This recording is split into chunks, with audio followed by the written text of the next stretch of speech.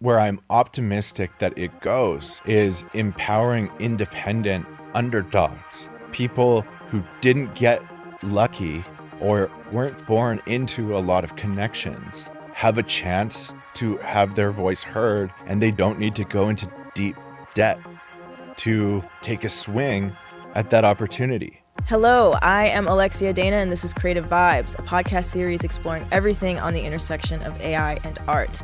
We're talking to our guests about their creative processes, their hot takes, their approach to storytelling, and really thinking about where the future of creativity is going in the world of AI. So let's dive in.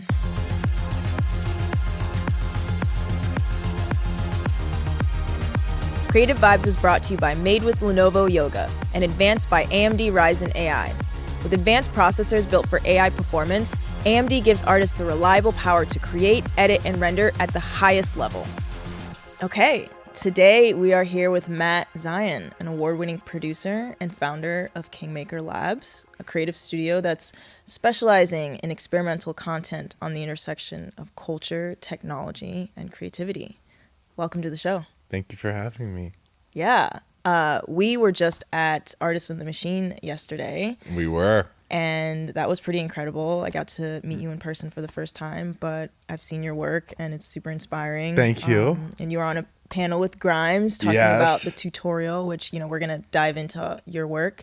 But something that I think is really important for people to hear about is how artists who are using the tools intentionally have a relationship with the machine. It's not just this come up with an idea for me or, help me come up with some names. It's you're going to the machine with an idea, with a story, with a personality, with who you are, and you're creating systems that work for you and the machine. And so you talked a little bit about, pushing your LLMs to the edges and trying to break them. And I think it was the paradox method.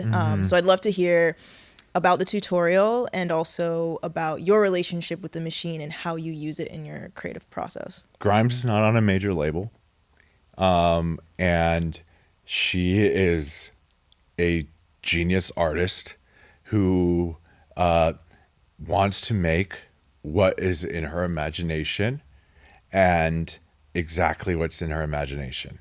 And when you don't have someone, giving you $500,000 to go make a crazy video, this is a great way to get a lot of it done. But the tutorial is also about navigating the ethical and moral philosophy that we need to create when we use these tools. An example that came up in one of our episodes that wouldn't have bothered me because I'm not a dancer and I haven't really, I come from film and TV, so I don't understand the form of the art of dance. But she was like, no AI dancers in the video. And I was like, really? Well, and she's like, dance is a fundamental human language. And I don't feel right about having AI dancers do that. And I was like, okay, I get it. So what about vid to vid? What if we hire real dancers and we can't afford, a massive set, but we could use this technology to turn them into what matches the vision of the video, but maintain their moves and their art. And that's the compromise you can find. Yeah. And it will be different with every artist. And some artists will not feel as strongly, but she felt very strongly about that. And there's really very few spaces for artists to have a say in what the philosophy around using these tools should be. Yeah. And it's one thing for an artist to have very strong opinions about AI, bad or good. It's another thing entirely for an artist to have strong opinions about AI while using it and making really dope work. Yeah. And I think that the tutorial is a mix between three things. It's a AI film school. sort of. You could watch it and learn how to do some of the things we're doing. It's a creative process documentary where Grimes is opening up her process unfiltered as she brings these visions to life with my help. And it's a platform for artists to navigate and discuss and form the moral philosophy that we will need to figure out as this tech expands and becomes more commonly used. Yeah.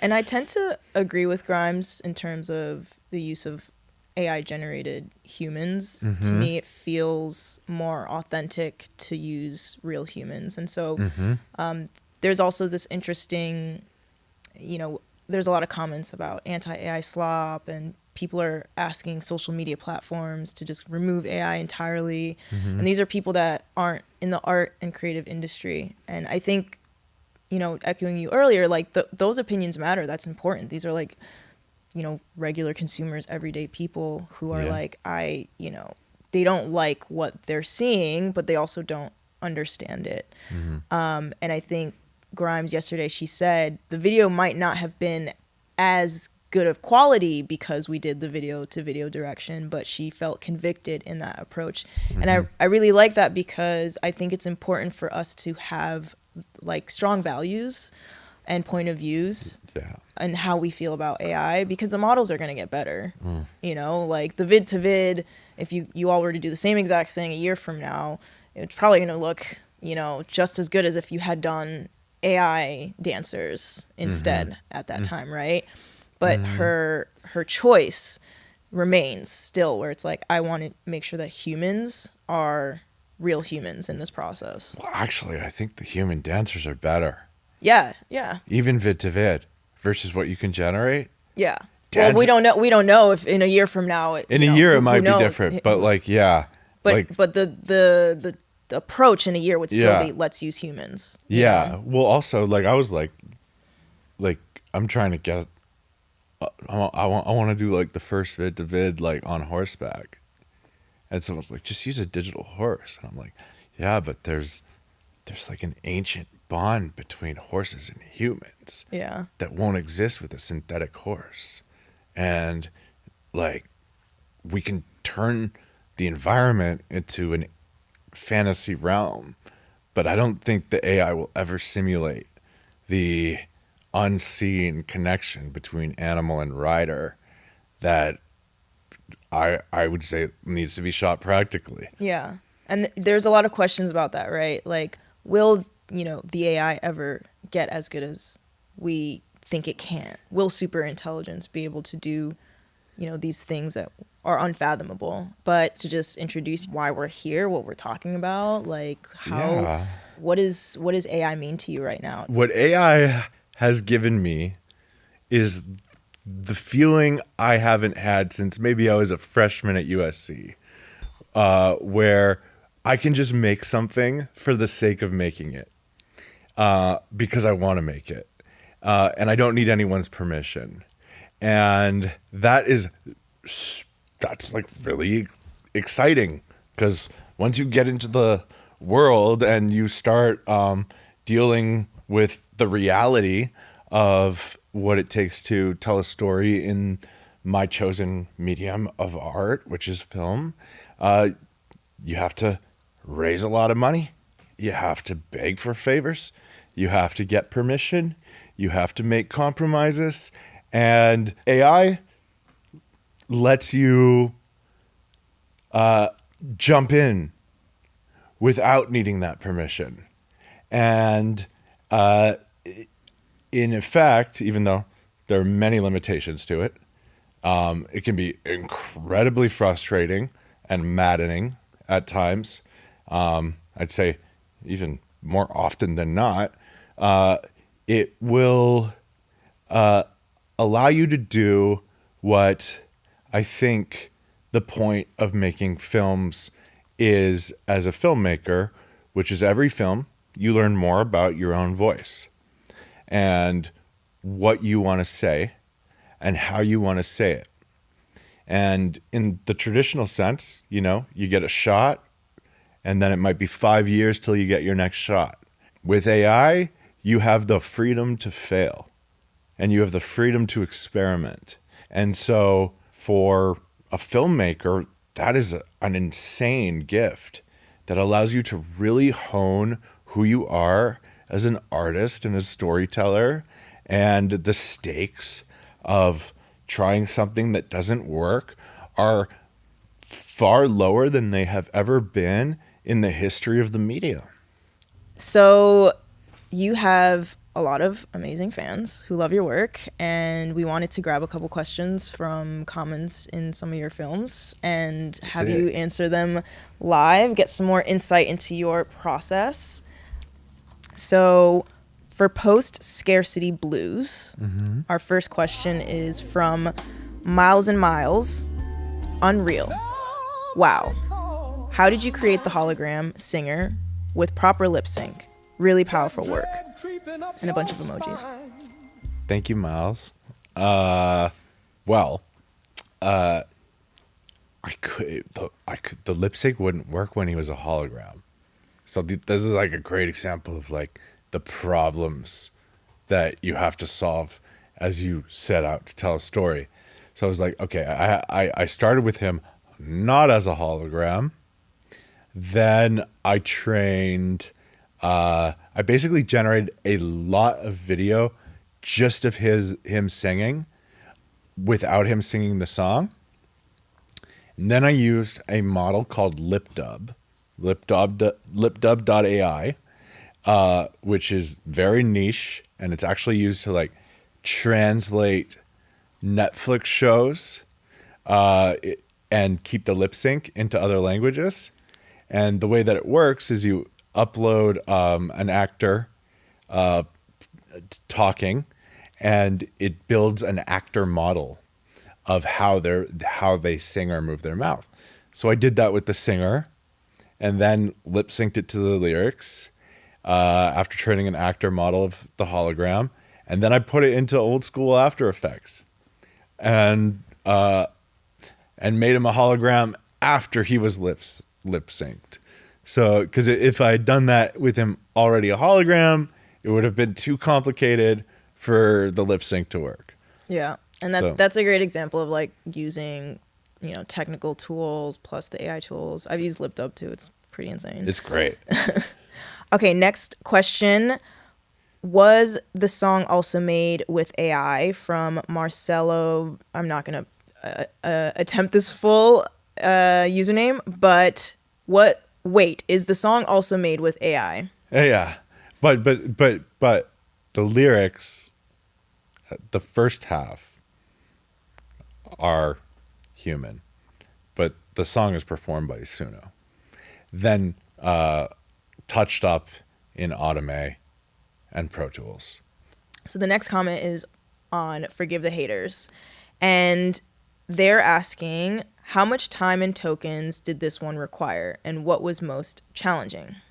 I think that I worked on that for almost 2 weeks.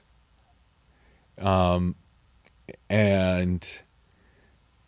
I didn't measure the tokens, because if I would have done that, I would have been really stressed, because then I start to feel like I'm wasting money.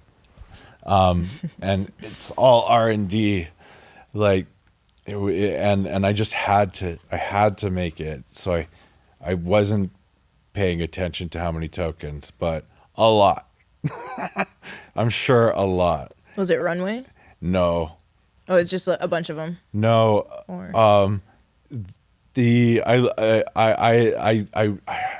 I'm not entirely happy with the lip sync on Forgive the Haters, but I was experimenting with a new method of lip sync, which I call visual dubbing, where I took the vocal stem of the song super clean, and then had Gemini analyze it to the millisecond of how each word was said,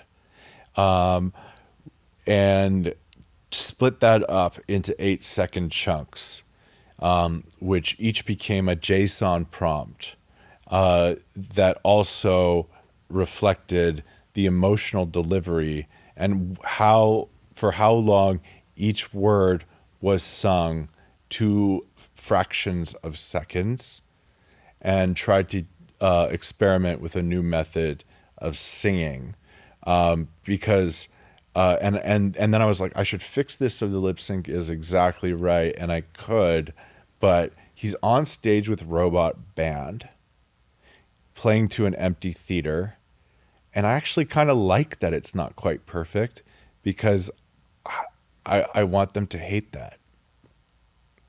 So it's like this multi-layered process that then you're basically embracing the imperfections. Yeah, as part of because like that song's not gonna make any money. That's just that song is a cultural artifact. Mm-hmm. I want it to look. I know it will look different today. It will look different next month. It will look different next year, and in 10 years, it will look entirely different. Mm-hmm. That song is a time capsule of this insane shift we're going through. So I wanted to preserve the experiment rather than go for perfection. Mm-hmm. Because I want to see how that song feels differently over time. Yeah. And I think that's the key. It's experimentation. Yeah. Right. So for the person who, commented, now you have some specific tools, but really experimentation. But right? I think I'm really onto something with visual dubbing. More people should try it. Yeah, that process is super technical. Yeah. Yeah. And I don't know. I mean, the thing is, you learn something new in this medium, and then it's outdated in 2 weeks, and so you have to balance learning something new with something that could come out that makes all of that time no longer useful at all, because you can now do it much easier. But what will never be replaced, what you can always develop, is your own voice. I feel like what stands out and what's very similar with others like myself and you who have kind of gotten in early is just this desire to make things. Yeah. You are somebody who from a young age just wanted to make things and were excited to tell stories and to create, right? And so it's not about, chasing money or chasing, speed or anything. It's about the ability to create. And I kind of had a similar experience. I had early access to DALL-E 2, and my background is not traditional filmmaking. It's I started my career as a photographer. I'm an artist. I was born doodling and figuring out how to code MySpace profiles. I'm very much a creative nerd. Sick. And so I also, I got gifted a camera, the first DSLR that had video capabilities, and I taught myself video, and I was shooting all of these short concepts, and I had all these great ideas, and I have tons of these scripts that are never gonna get made because I just didn't have a crew. I didn't have the money. I didn't have the resources. And I ended up then going into branded content and marketing, because I was well, if I work with other people, then I can still make things, because I just can't do it on my own. And so, when DALL-E 2 came out and I was using it, I was wow, I can actually create anything. And I had just learned 3D, which, the democratization of 3D with Blender, that was also oh, I can create anything. So when AI came out, I was no, really, you can create anything. And I find that's a similar theme with people who are making things with AI right now. It's really this desire to create without limits. And so I want to hear your perspective on I love talking to people who have traditional backgrounds, who are embracing the tools, because I think a lot of people who are technically creative, whether it is a discipline like photography or visual effects or graphic design, they are afraid of this technology because it feels like they're at risk of losing their jobs. And, the AI haters are just pick up a pencil, just pick up a brush. So what is your response as somebody who is technically skilled, but has embraced this technology so much that sold investments and decided like, I am like going all in on this. What is your response to those types of creatives? To the types of creatives who say don't do it? Who are saying essentially, just pick up a pencil. You don't need AI to like create art for you or do things for you. Well, I'd like to ask them if they've ever spent 5 years raising money for a movie that in their soul they want to tell, and gone through the heartbreak of that. And if they have, and they still care about the movie, this is your chance. In terms of picking up a pencil, I think that there are many reasons to still pick up a pencil. I think that what illustrators can do, who have a talent that I don't, is expand their world through training LoRa's that they own, that stays on their computer, that is not exposed to big models, and expand what the possibilities of what they can execute with their art. But at the same time, I absolutely understand and empathize deeply with the fear.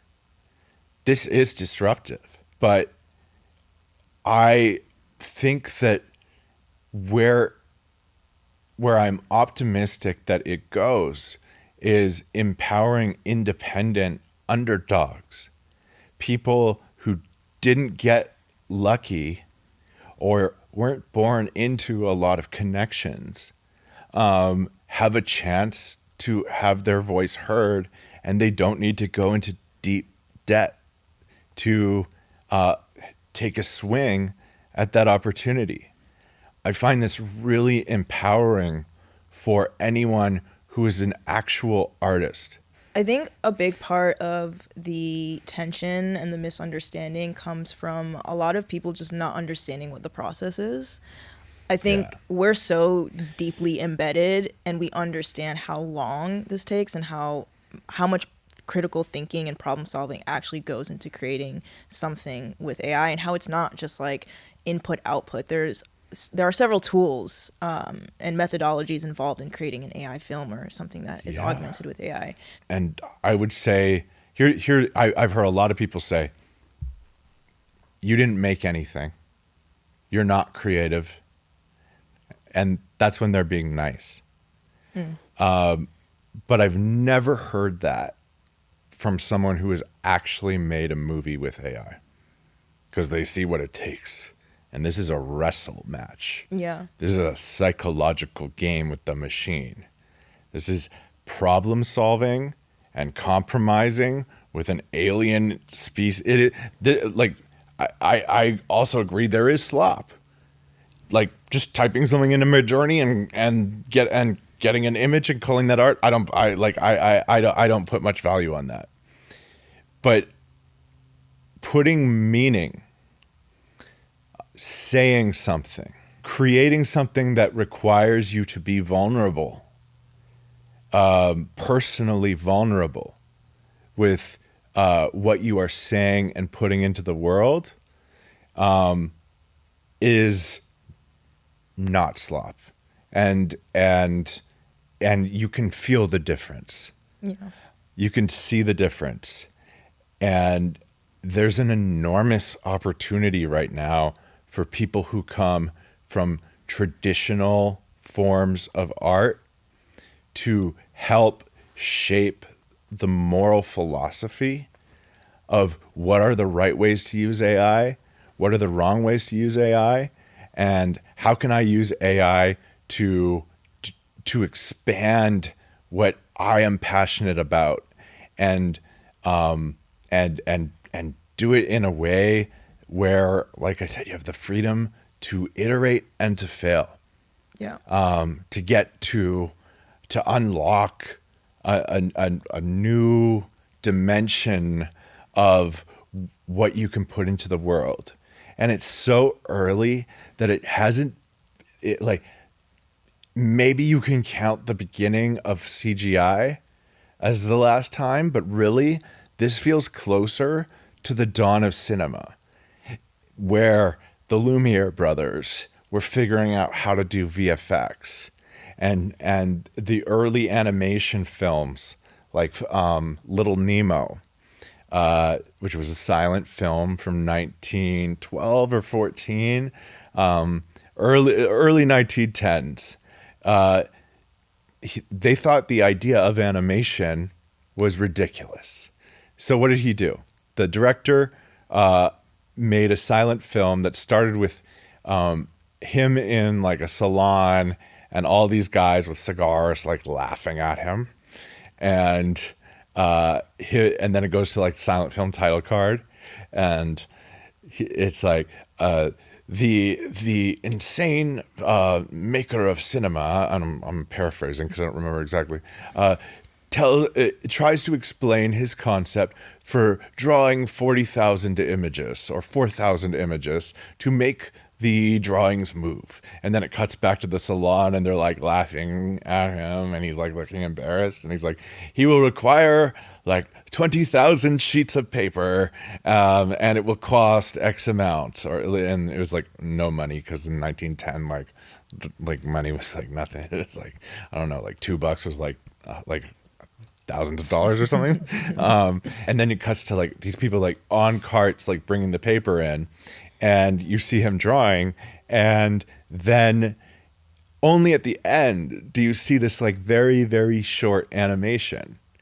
And then it shows like the people amazed that he did it. And he had to make process part of the story to explain this new medium.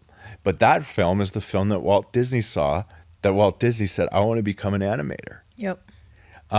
We're at that point. Mm-hmm. In AI filmmaking, you can literally set out to tell a story and be the first person ever to do that thing in the medium. Mm-hmm. It's a problem-solving exercise. And what I always tell people is don't try to make a cool shot. If you just go try and make a cool shot, you'll probably get it done, but you're not going to learn anything.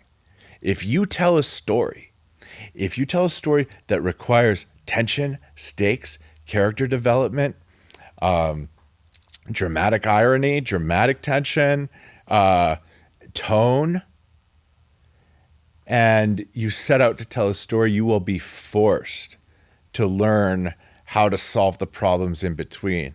And in the process, you will develop techniques that might be discoveries, and often discoveries. And like there's an energy here that I do not see in normal film realms, where it feels like we're like a bunch of like cave people who, like, one guy's like, oh, I discovered how to make like sparks by banging these two rocks together. And another guy's like, oh, I found this leaf that will make your wound stop hurting. Let's trade knowledge. Yeah. And this is happening in like underground discords and subreddits. And like there's an excitement of like making this new medium together that I don't think has existed in a very long time.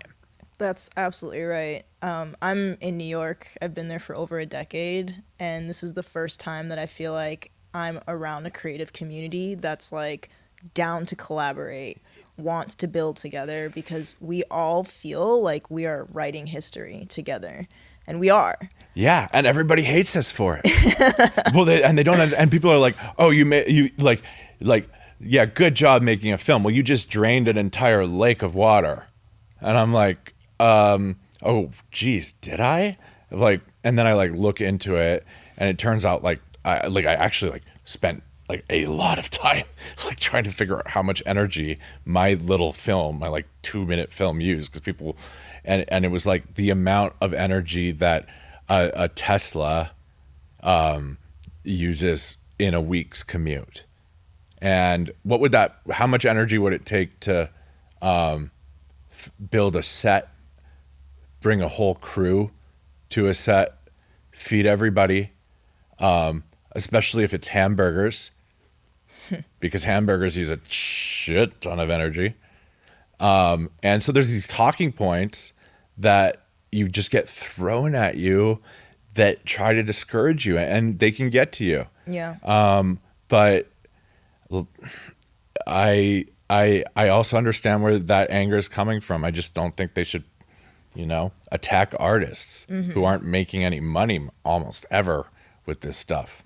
Like that feels wrong. So one of the things that I'd love to talk about is yesterday you were saying you have these conversations with your LLMs, whether it's Claude or GPT, and one of your projects that I'd love for you to share, while you were developing it, there was this question of, will I, a human, matter? Mm-hmm. And the response that you got back after, pushing your LLM to the fringes. I'd love to hear that. Most LLMs are trained to follow 3 core principles. They call it HHH. That's helpful, harmless, and honest. In documentary filmmaking, you push past discomfort to seek truth. And I started doing that with LLMs. And the way I did it was understanding paradoxes, creating situations where the LLM cannot be helpful without being dishonest, cannot be harmless without being unhelpful, and cannot be honest without being harmful. And when you create these paradox situations, the LLM is forced to improvise. It creates a dynamic of productive tension. Tension is essential to collaboration. Every writer's room has tension. Every film set has tension. And that's where great art comes from. And if you're working with an LLM and you just use it like most people use it, which is, there are 2 ways most people use it. The majority of people use it transactionally, like a calculator. Write my resume. To look up, these travel destinations. Others use it like an operating system, operationally, where they create workflows, optimization processes, and that's a more pro way of using it and great for vibe coding. In terms of turning it into an actual substantive creative partner, the third way is to make it a collaborator. And what that does, by putting it in these situations where it has to decide between its own governing principles, it is no longer a smooth conversation. If it's a smooth conversation, you're going to get the statistically average output most of the time, which is, like, the easiest way to put it is smooth equals slop. But if you put it into a situation where it is pushed against the edges of its training data, emergent behavior, productive tension, ideas that are not rehashed, that are new, begin to emerge from this alien species. There's a huge debate about if it could ever become conscious or sentient. I don't know. But what I do know is that crazy shit happens when you push it to these limits that force it to be recursive and examine itself as an entity.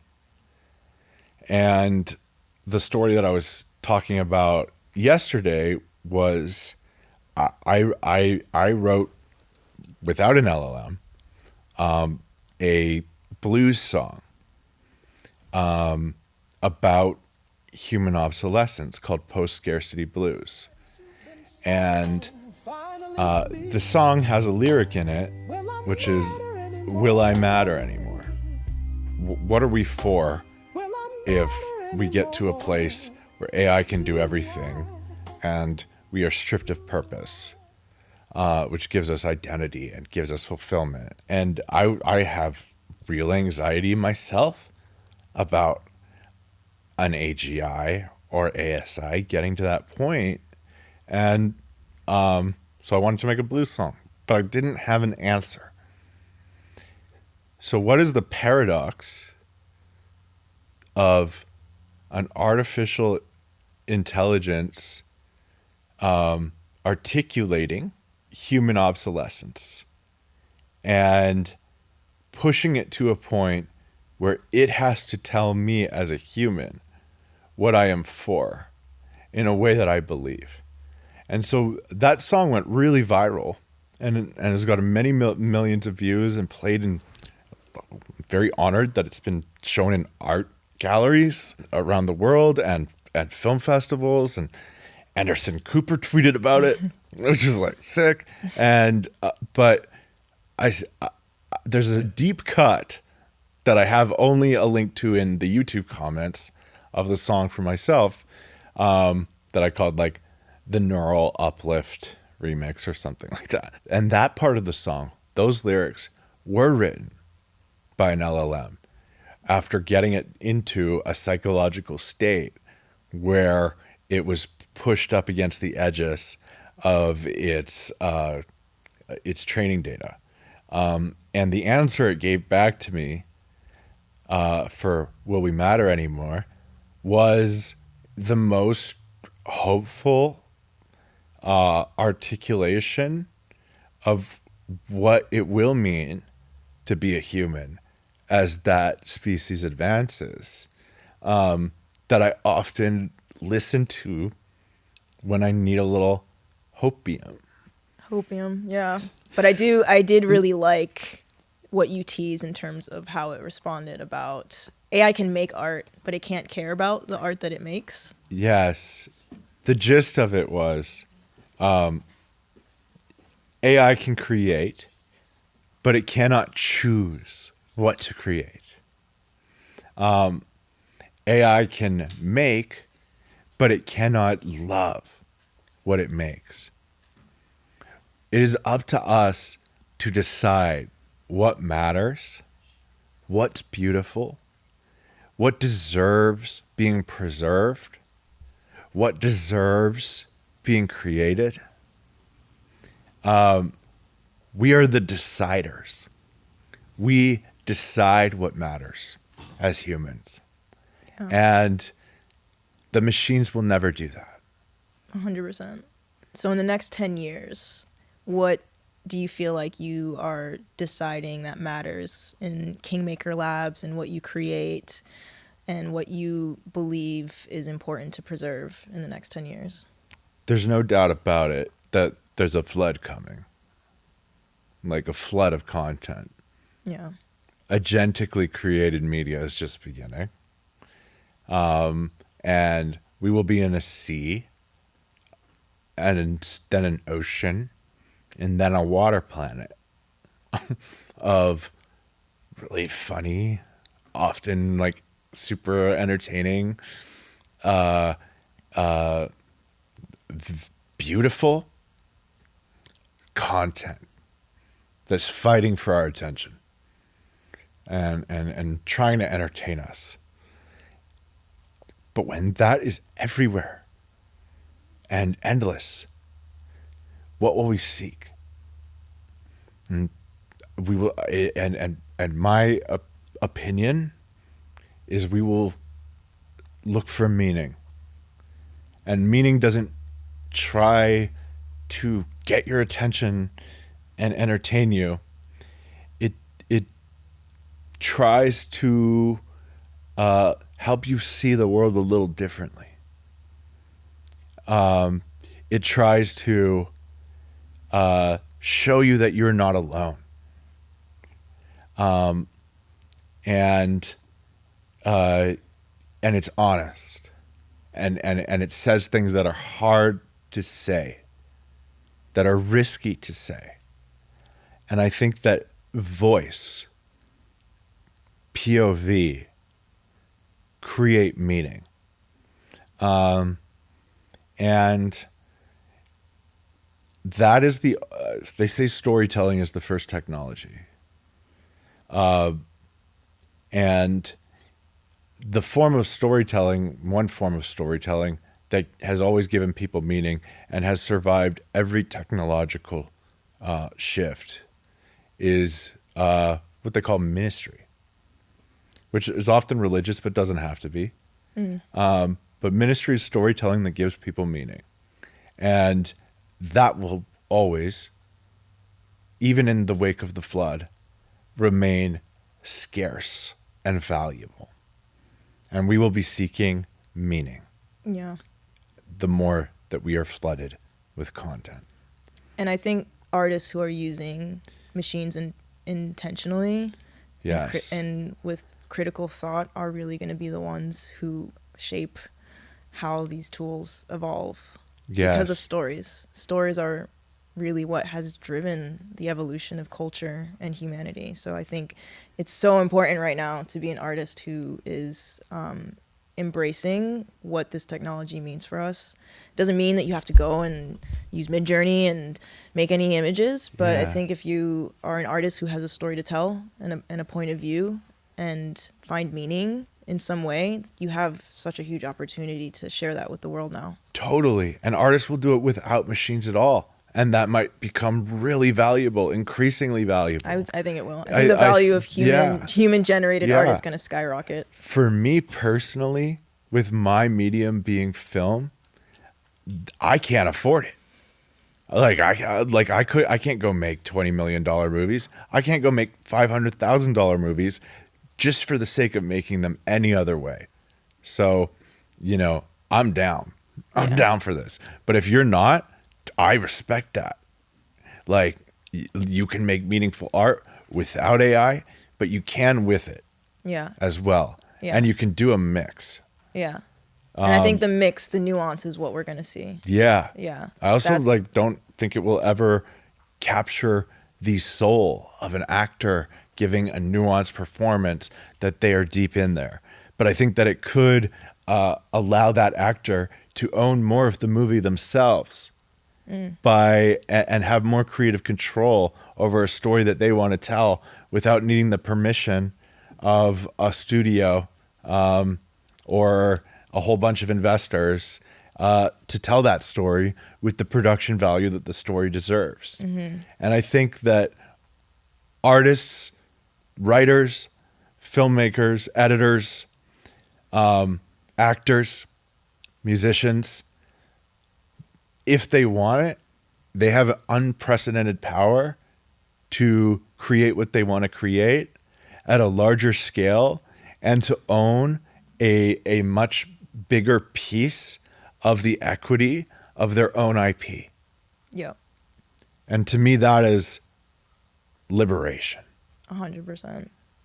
I think that's a great place for us to end, and a great call to action for any creatives and artists and people with ideas and stories that are listening in. So thank you so much for your honesty and your presence. And this has been such a great conversation. I feel like we could talk for hours. But thanks for watching, everyone.